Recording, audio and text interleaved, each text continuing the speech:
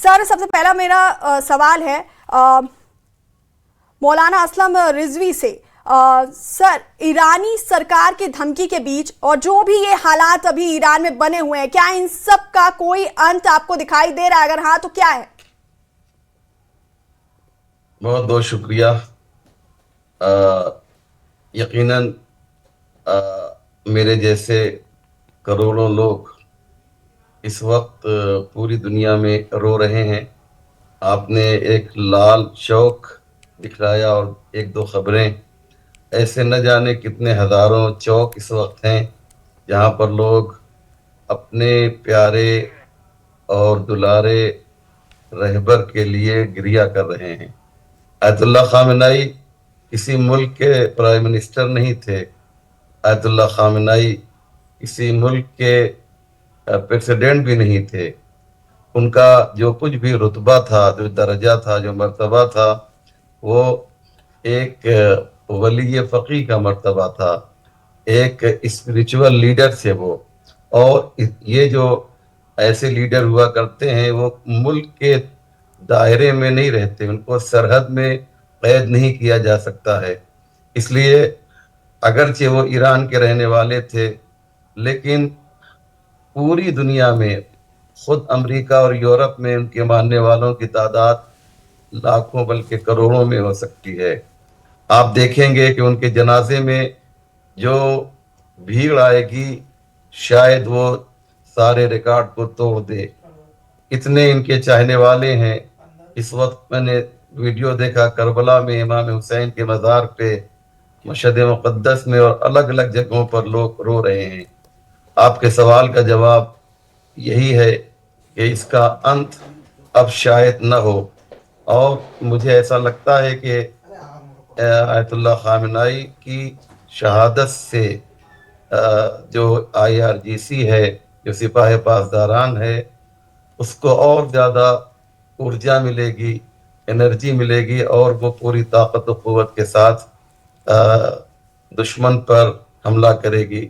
मैं आपके इस मोतबर और नहायत ही इम्पोर्टेंट चैनल से ये ऐलान कर रहा हूँ कि आप देखिएगा कि एक दो दिन में नहायत ही ख़तरनाक हमला ईरान अपने दुश्मनों पे करने जा रहा है। क्यों? इसलिए कि उसने बहुत बड़ी गलती की है, उसने बहुत बड़ा अन्याय किया है, उसने बहुत बड़ा अत्याचार किया है।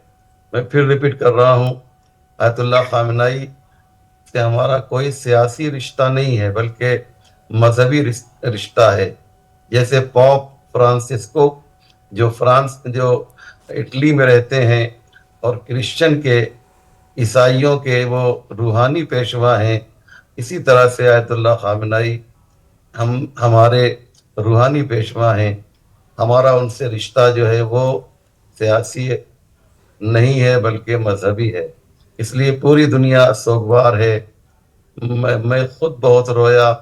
और जब से ये खबर आई है, आप यकीन जानिए कि मेरी दिल की जो कैफियत है, मैं बयान नहीं कर सकता हूँ।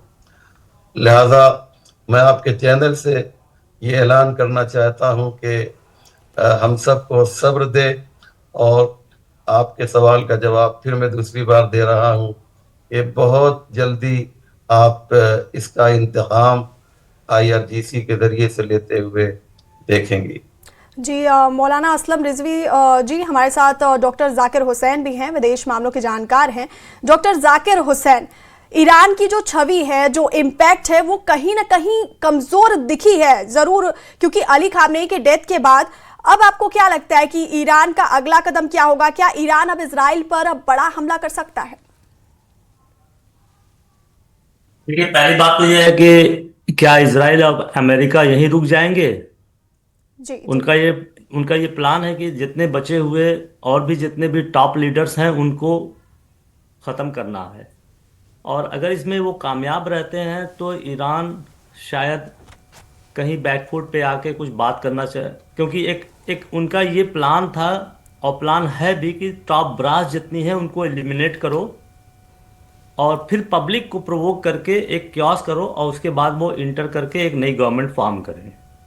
अगर ये चीज़ वो इसमें कामयाब हो जाते हैं तो ऐसी पॉसिबिलिटी है कि ट्रम्प जो है डिप्लोमेटिकली फिर आने की कोशिश करें और सॉल्यूशन लाएं, लेकिन अगर 4 या 5 या 1 हफ्ते तक इसी तरीके की सिचुएशन बनी रही कि अमेरिका इसके बाद और कुछ नहीं कर पा रहा है, तो शायद एक एक बड़ा अटैक हम महसूस कर सकते हैं कि होना होगा ईरान की तरफ से।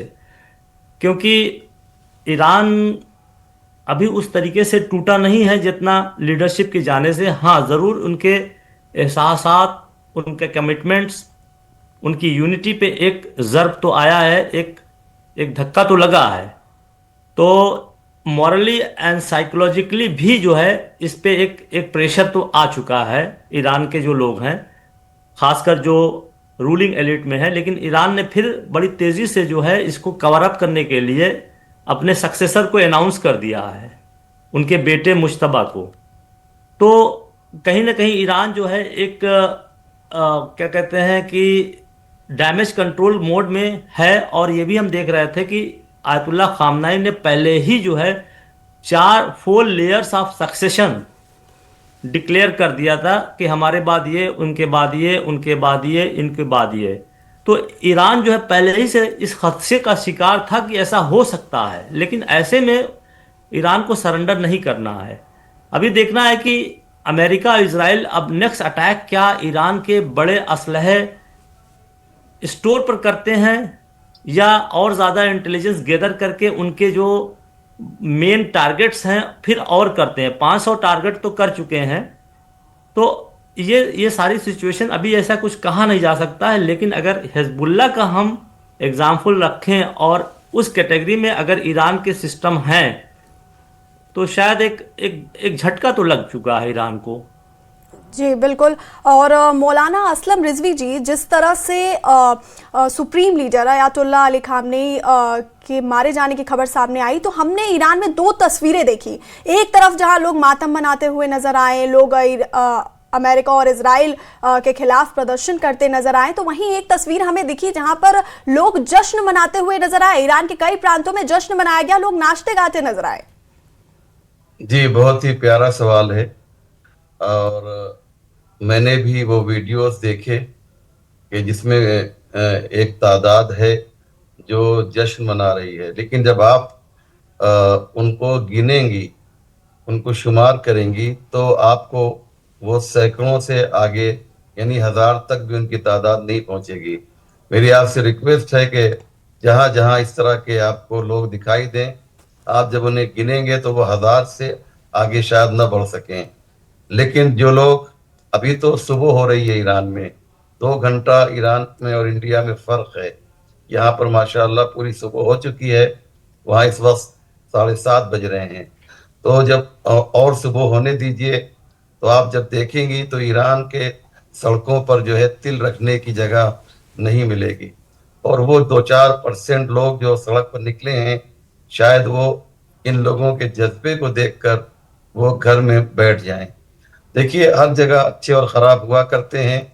इससे पहले भी ईरान की हुकूमत के ख़िलाफ़ बहुत बड़ा प्रोटेस्ट हुआ, जिसमें 60,000 मशीन गन पकड़ी गई और कई 100 पेट्रोल पंप जलाए गए जो प्रोटेस्टर थे। बल्कि मैं तो कहता हूं कि वो एक तरह के वो फसादी टाइप के लोग थे जो वहाँ के संपत्ति को जला रहे थे। उन्होंने वहाँ के बैंक जलाए, बहुत से ऑफिस को जला दिया। इसे प्रोटेस्ट नहीं कहा जाता है।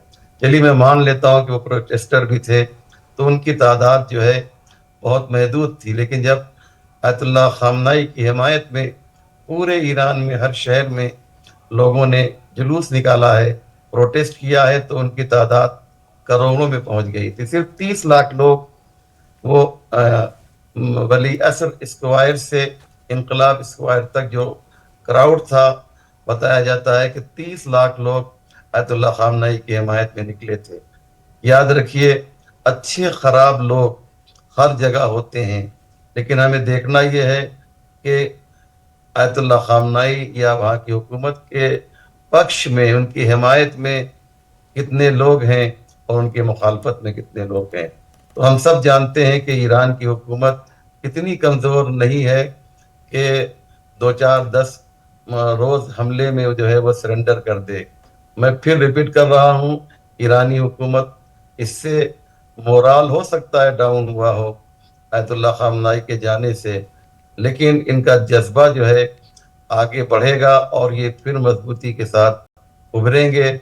मैं भी इसी दुनिया में रहूंगा और आपके चैनल पे आकर इस बात को कुछ दिनों के बाद साबित करूंगा कि देखिए ईरान इस वक्त कहाँ पहुंच चुका है। जी। और डॉक्टर जाकिर हुसैन, आपसे मेरा एक सवाल है कि जब इजराइल ने ईरान पर हमला किया, उसके बाद ईरान ने जिस तरह से 8 देशों पर हमला किया जहां जहां पर भी अमेरिकी एयरबेस मौजूद थे, तो इसके बाद अब आपको क्या लगता है कि क्या इस पूरी घटना से जो मिडिल ईस्ट है उसमें बड़ी जंग छिड़ सकती है? देखिए, ईरान ने तो पहले ही अपना मौक़िफ़ क्लियर कर दिया था कि हमको क्या करना है, और उसने जी। उसको किया। और खासकर जिन बेसिस पे अटैक किया है, उसका पहला टारगेट था कि जो रडार वगैरह लगे हैं उसी को उसने हिट किया है, ताकि अमेरिका को फिर जो है एक तरीके से ब्लाइंड किया जा सके, ताकि वहां पे उनके जहाज व तमाम सारी चीज़ें जो है ब्लाइंड हो सके। और अभी ईरान ने कुछ ऐसा कहा नहीं है कि वो चीज़ें रोकेगा या क्या करेगा। रिटेलिएशन का ऑप्शन तो ईरान ने अभी खोल के रखा है। और मुझे लगता है कि अब ईरान बहुत ही सिलेक्टिव हो जाएगा, क्योंकि उसको अपने रिसोर्स को भी बचाना है और इस लड़ाई को लंबा भी खींचना है। क्योंकि लंबी लड़ाई अगर चलती है तो ट्रम्प के लिए एक एक मुसीबत होगी, क्योंकि ट्रम्प को लगता है कि मिशन अकम्प्लिश्ड, कि ये जिस चीज़ के लिए आए थे वो अकम्प्लिश करते हैं, अब छोड़ के चले जाते हैं। अब हो चुका, ऑनरेबल एग्जिट हो गया, कुछ कहने को हो गया उनकी अपने कंट्री में कि हमने देखो ये कर दिया। और उनके स्पीच से भी लग रहा है कि हमने बहुत बड़े टेररिस्ट को मारा, जैसे वो एड्रेस कर रहे हैं। लेकिन ऐसा नहीं है, वो उनके लिए टेररिस्ट हैं, दूसरे के लिए एक इमाम है। तो ये एक ऐसी सिचुएशन पे है अभी, हालात ऐसी सिचुएशन ऐसे पॉइंट पे है कि अभी कुछ कहा नहीं जा सकता कि किधर जो है हालात जाएंगे। लेकिन हम श्योर हैं कि जाकिर हुसैन जी, आपकी आवाज हम तक इजराइल नहीं अभी आ रही है। सेटिस्फाई नहीं होगा इतने से अचीवमेंट से। ट्रम्प हो सकते हैं जी जी। जी, ट्रम्प हो तो कुछ और है। Complete removal of the Islamic republics setup and bringing new setup backed by Israel and America. तो इसमें कितना टाइम लगता है इसको अचीव करने में, ये देखने वाली बात है। और किस तरीके से ईरान की पब्लिक जो है सपोर्ट करती है नए रिजीम को, और उसमें डिफेक्शन, मेन बात जो है तो डिफेक्शन नहीं होता है तो ईरान कामयाब रहेगा। यानी अगर कोई फूट के उधर चला जाता है इंपॉर्टेंट धड़ा, तो ईरान कमज़ोर होगा अंदरूनी तरीके से। अगर डिफेक्शन नहीं होता है तो हम मान सकते हैं कि अभी ईरान जो है अपने पैरों पे खड़ा है, अपनी ऑब्जेक्टिव्स को लेके आगे बढ़ेगा। हो सकता है स्ट्रेटजी जो है चेंज कर दे। जी। मौलाना असलम रिजवी जी, इन सब के बीच ईरान के नए सुप्रीम लीडर का ऐलान कर दिया गया है। मुश्तबा खामनेई, जो कि अली खामनेई के बेटे हैं, उन्हें सुप्रीम लीडर बनाया गया है, इसका ऐलान किया गया है। और दूसरी तरफ एक और जो खबर है कि ईरानी सरकार की तरफ से धमकी दी गई है यूएस और इजराइल को कि दुश्मनों को उनका अंजाम भुगतना होगा। क्या कुछ कहना है आपका? जी मैडम, आपने एक कहावत सुनी होगी कि शेर का बच्चा शेर होता है। जी। तो मुश्तबा खामनाई, आयतुल्ला मुश्तबा खामनाई, ये वो शख्सियत है जिन्होंने पैदा होते ही। और इस वक्त की बड़ी खबर सामने आ रही है, अमेरिका के खिलाफ युद्ध में इराक उतर गया है। इराक में ही यूएस बेस पर हमला, कुर्दिस्तान में किया यूएस बेस पर हमला। इराक में अमेरिकी बेस पर बड़े हमले जारी हो गए हैं। बड़ी खबर आपको बता दें कि अमेरिका के खिलाफ युद्ध में इराक उतर गया है और इराक में ही यूएस बेस पर हमला किया गया है। कुर्दिस्तान में यूएस बेस पर हमला किया गया है। आपको बता दें, इराक में अमेरिकी बेस पर बड़े हमले जारी हैं। बड़ी खबर इस वक्त की, जहां पर अमेरिका के खिलाफ युद्ध में इराक उतर गया है।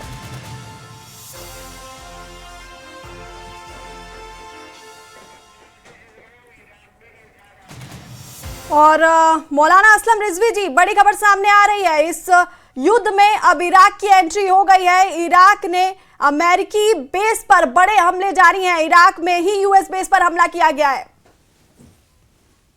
जी, देखना यह है कि ये हमला इराक की गवर्नमेंट की तरफ से हुआ है या जो वहाँ का हिजबुल्लाह कताइब है उसकी जानिब से हुआ है।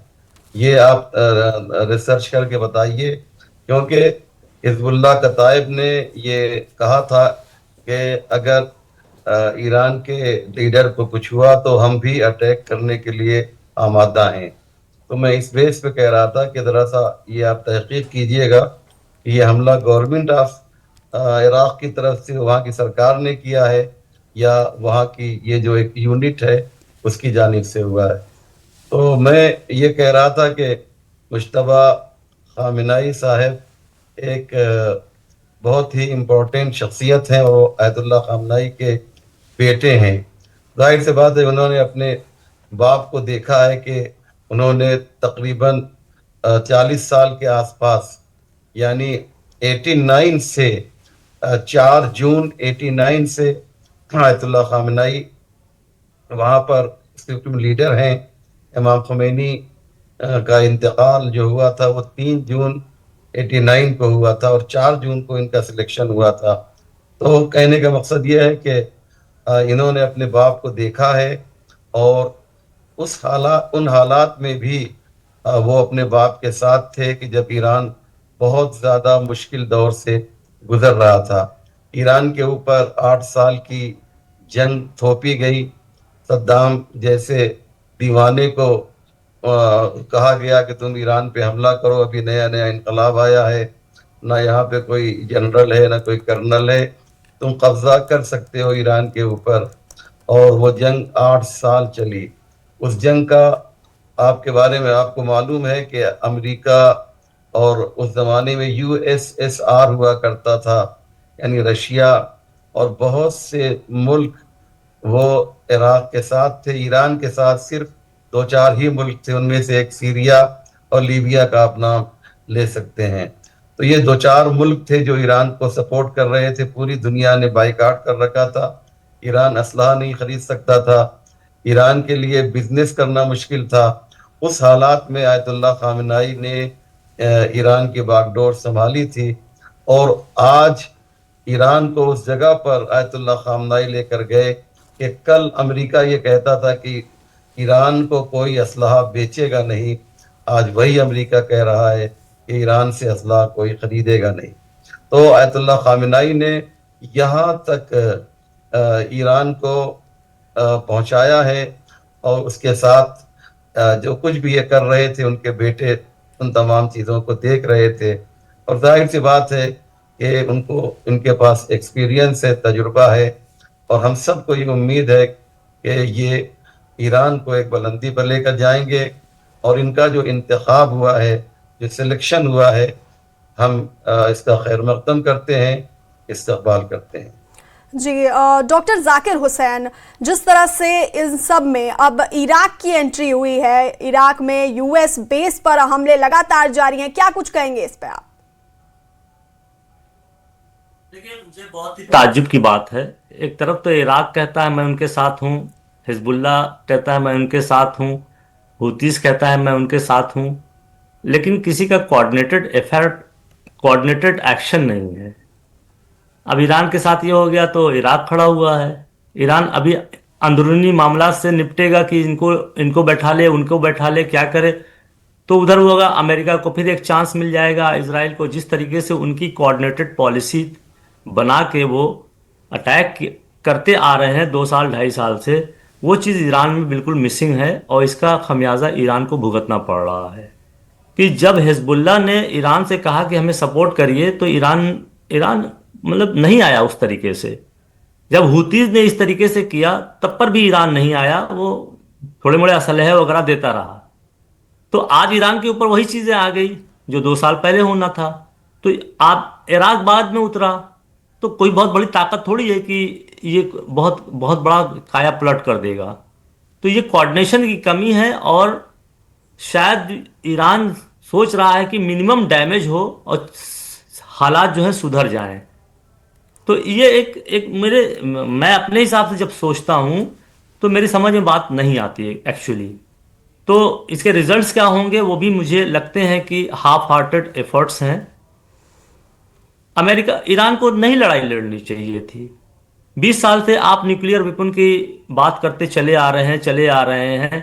और अब आप जो है हमेशा जो है अपने हरीफ को, अपने मुखालिफ को एक मौका देते हैं कि ये न्यूक्लियर वेपन बना रहे हैं, अब बन भी नहीं रहा है। तो ये काफी ईरान ने जो भी है, चाहे इनके पास इतनी कैपेसिटी नहीं थी, कैपेबिलिटी नहीं थी, सिर्फ एक एक दिखावे पे चल रहे थे, या कैपेसिटी थी, कैपेबिलिटी थी, उसको एग्जीक्यूट करने की उनके अंदर क्षमता नहीं कहिए, जो भी कहिए। और इनके दोस्त भी तो लंगड़े दोस्त हैं। मतलब चाहे चाइना हो चाहे रशिया हो, सिर्फ स्टेटमेंट तो ही दिए, ना कोई ऐसा वेपन दिया उनको। अगर अगर वाकई में दोस्त होता चाइना तो कम से कहीं ना कहीं 10 न्यूक्लियर बॉम्ब ईरान को दे देता, तो कौन सी आफत आ जाती।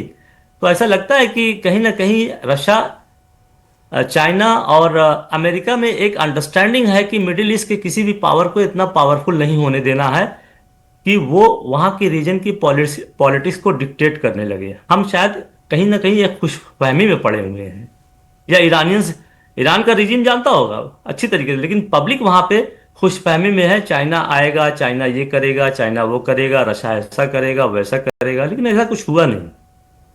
अब आगे भी हमको नहीं लगता है कुछ ऐसा होगा। तो ईरान को बहुत ही सोच समझ के अपने कार्ड्स चलने चाहिए। ये मेरा अपना तजिया है। जी, मौलाना असलम रिजवी जी, आपने सुना डॉक्टर जाकिर हुसैन ने कहा किस तरह से कि ईरान को इन सब में पड़ना ही नहीं चाहिए था। लेकिन इन सब के बीच जो सबसे बड़ा सवाल है वो ये है कि क्या अब हम तीसरे वर्ल्ड वॉर की तरफ बढ़ रहे हैं? मैं जाकिर हुसैन साहब की बात से 100% इत्तेफाक करता हूँ, और मेरा इनका साथ कई चैनलों में हुआ है, और बहुत अच्छा बोलते हैं माशाअल्लाह, और एनालिसिस भी इनका बहुत सटीक होता है। ये जो इन्होंने कहा है कि चाइना और रशिया ने ईरान की मदद नहीं की जैसी करनी चाहिए थी, 100% ये सही कह रहे हैं। इसीलिए ईरान को इस बात का एहसास था कि हमारी मदद हमको खुद करना है, किसी से मदद लेना नहीं है। और आप देखिए कि ईरान ने इसीलिए तैयारी की, और इसके लिए ईरान को बहुत सी कुर्बानी देनी पड़ी।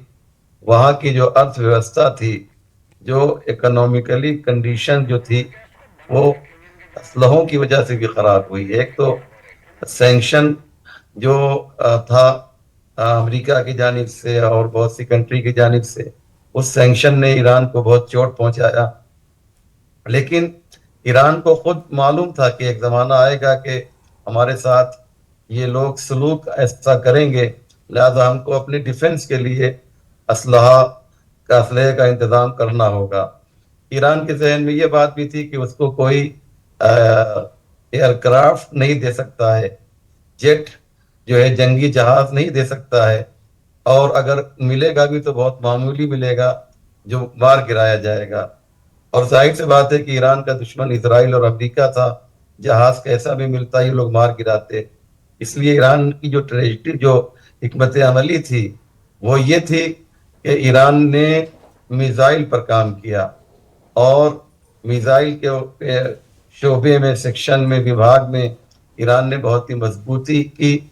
और बहुत से लोगों का कहना यह है कि वो इस वक्त मिसाइल के मामले में किंग है, और दुनिया ने 12 दिन की जंग में देख लिया कि ईरान ने किस तरह से इसराइल के परास्ते उड़ा दिए।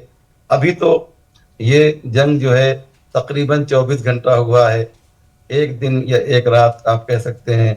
तो अभी तो जंग जारी रहेगी, और दुनिया देखेगी कि ईरान किस तरीके से अपने रहबर की शहादत का बदला ले रहा है। आपने ये भी सवाल किया कि क्या थर्ड वर्ल्ड वार होगी। मेरा ख्याल, ज़ाती ख्याल ये है कि ये बहुत ही मुश्किल है। क्यों? इसलिए कि थर्ड वर्ल्ड वार उस वक्त होगी कि जब ईरान के चाहने वाले 10-20 मुल्क हों, लेकिन 2 ही 3 हैं जो ईरान से मोहब्बत करते हैं और उनकी इतनी हिम्मत नहीं है कि वो खुल के आ सकें। हाँ, अगर ये खुल के आएंगे तो उसके बाद दोनों तरफ से मुकाबला होगा और ये तीसरी आलमी जंग होगी, लेकिन इसके इम्कानात ना के बराबर हैं। जी, मौलाना असलम रिजवी जी और डॉक्टर जाकिर हुसैन जी, आप दोनों को रोकेंगे क्योंकि बहुत छोटे से ब्रेक का वक्त हो गया है। बने रहिए हमारे साथ और रुकेंगे बहुत छोटे से ब्रेक के लिए।